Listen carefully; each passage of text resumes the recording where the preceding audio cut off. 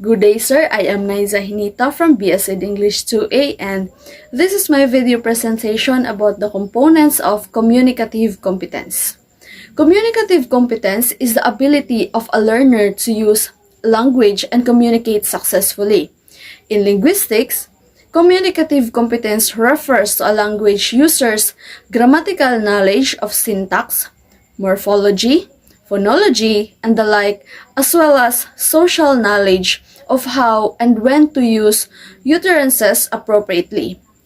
This was coined by Delheims in 1996. So first is the grammatical competence. Grammatical competence is defined as knowledge of the language's grammatical elements and the ability to use them in speech. It is also the ability to understand and express meaning by producing and recognizing well-formed phrases and sentences. For example, talking to a native speaker. Since you have a knowledge about the grammar, you are confident to have a conversation with them because you already know how to organize words.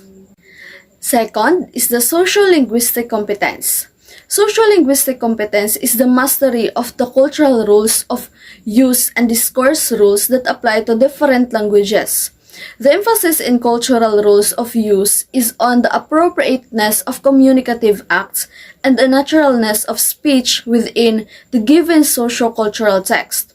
For example, Jamaica is an Aita Manubu girl, and one day she had special visitors which is pure Bisaya and didn't know how to speak and understand Aita language, and that is her classmates.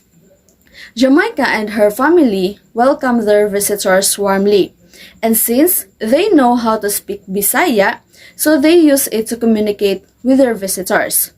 Jamaica's classmates also respect them and understand them, especially the way they talk using Bisaya. Third is the discourse competence.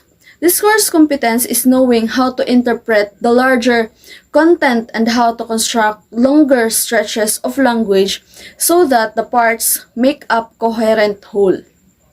Example, Anna wants to share her idea to the group. She thought for a proper, suited, and appropriate words to be used to explain her idea properly and to avoid miscommunication. And lastly is the strategic competence. Strategic competence is knowing how to recognize and repair communication breakdown, how to work around gaps in one's knowledge of language, and how to learn more about the language in the context.